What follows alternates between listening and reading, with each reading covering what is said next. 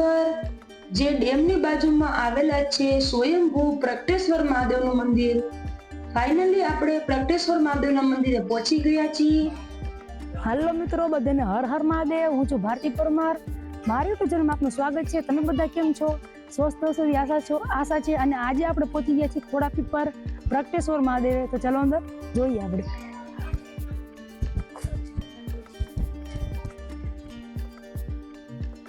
હવે આપણે જોઈ રહ્યા છીએ પ્રગટેશ્વર મહાદેવનો એન્ટ્રી ગેટ.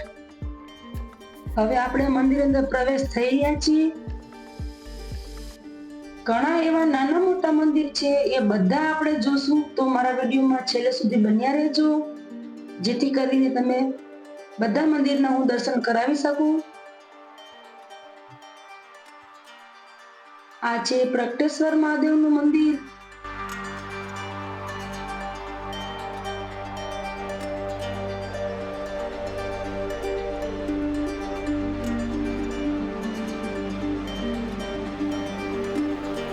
બહુ મોટી જગ્યા છે. હવે તમે જોઈ શકો છો કાચબા ને નંદી મહારાજના દર્શન કરી શકો છો.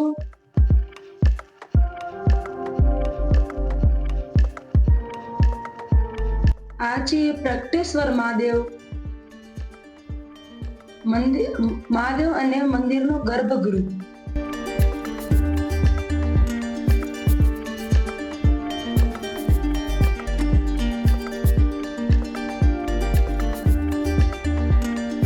મંદિરની બાજુમાં રુદ્રાક્ષનું શિવલિંગ છે, એના પણ તમે દર્શન કરી શકો છો.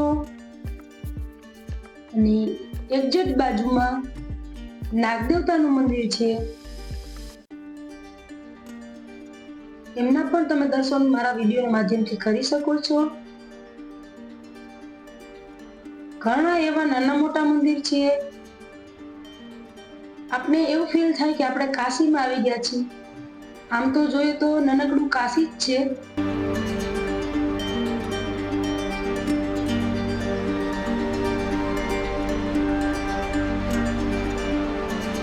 હવે આપણે દર્શન કરીશું 12 જ્યોતિર્લિંગના. મંદિરની ફરતે 12 જ્યોતિર્લિંગનું નિર્માણ કરેલું છે, એ તમે વિડીયોમાં જોઈ શકો છો. સામે ફોટા પણ છે. અને એક આ સુવિધા મને બહુ જ સરસ ગમી. તમે એક જગ્યાએ પાણી મહાદેવને રેડો એટલે 12 જ્યોતિર્લિંગને પાણી ચડી જાય છે. બનાવવા બહુ સરસ બનાવેલી છે સુવિધા. આવી રીતે 12 જ્યોતિર્લિંગનું નિર્માણ કરેલું છે, એ તમે જોઈ શકો છો.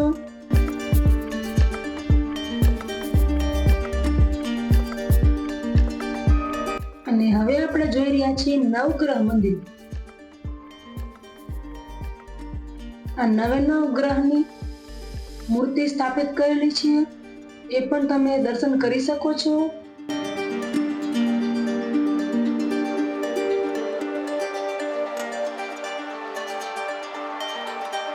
ઘણા હજી મંદિર છે નાના મોટા, અને મોટું બધું ગાર્ડન પણ છે.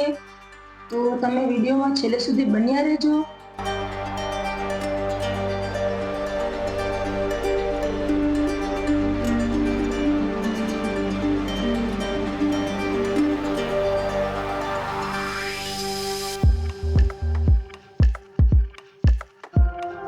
હવે આપણે દર્શન કરી રહ્યા છીએ શ્રી રામ ભક્ત હનુમાનજી મહારાજના.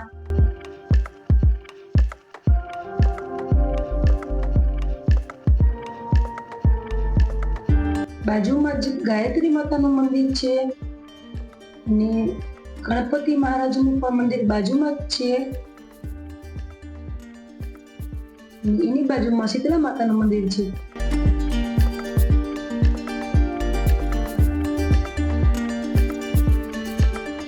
બહુ જ સારી રીતે નિર્માણ કરેલા છે મંદિરોના, એ તમે વિડીયોમાં જોઈ શકો છો.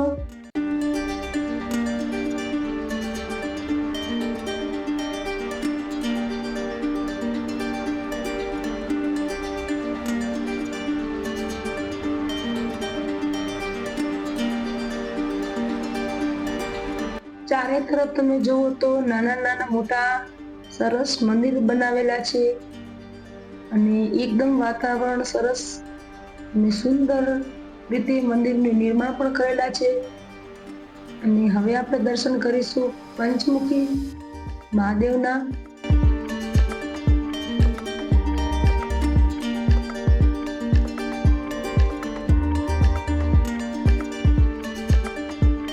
આ છે પંચમુખી મહાદેવનો ગર્ભગૃહ અને પંચમુખી મહાદેવની લિંગ.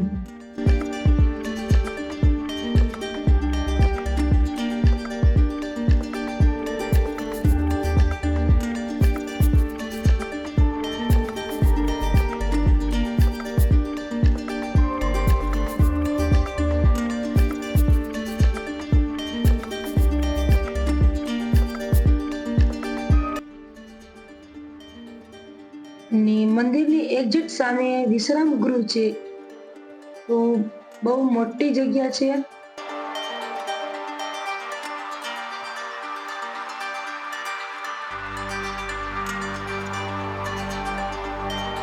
ઘણી મોટી એવી સુવિધા છે. આ તમે જોઈ શકો છો મંદિરનો વ્યૂ.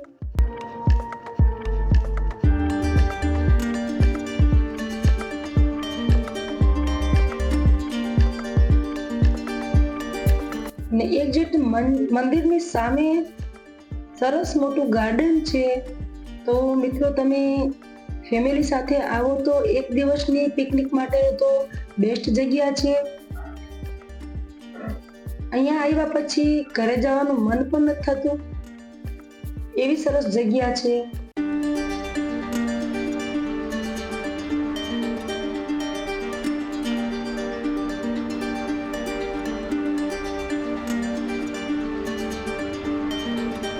સરસ એવું ગાર્ડનમાં આવું બનાવેલું છે. કાનના ગોપીનો રાસ છે, એવું શિવ ભગવાનનું સ્ટેચ્યુ પણ છે.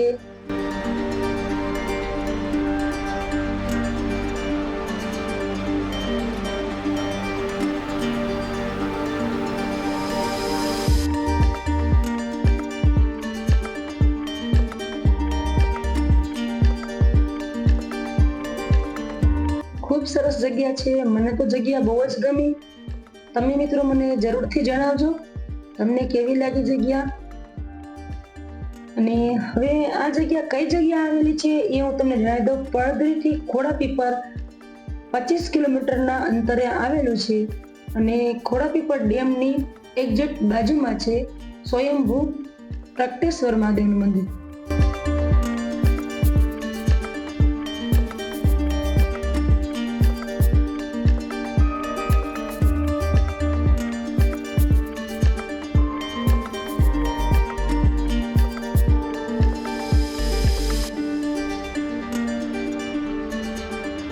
એકદમ લીલીછમ હરિયાળી અને એકદમ શાંત વાતાવરણ છે, એ તમે નિહાળી શકો છો. ખૂબ સરસ જગ્યા છે.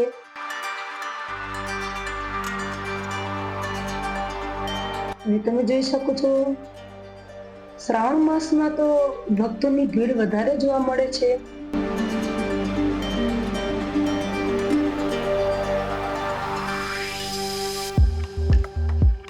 જાણે લાગે કે શિવ ભગવાન કૈલાસ પર બેઠા છે, માટે વાદળ છે, એકદમ લીલીછમ હરિયાળી છે, પ્રકૃતિ પણ ખીલી ઉઠી છે. તો મિત્રો તમને મારો વિડીયો કેવો લાગ્યો? સારો લાગ્યો તો લાઈક કરો, શેર કરો અને સબસ્ક્રાઇબ કરવાનું ભૂલતા નહીં. અને કોઈ મને કંઈ કેવું હોય તો કમેન્ટમાં તમે જરૂરથી જણાવી શકો છો. અને બાકી ફરી આપણે મળશું આવતા વિડીયોમાં. ત્યાં સુધી બધાને હર હર મહાદેવ.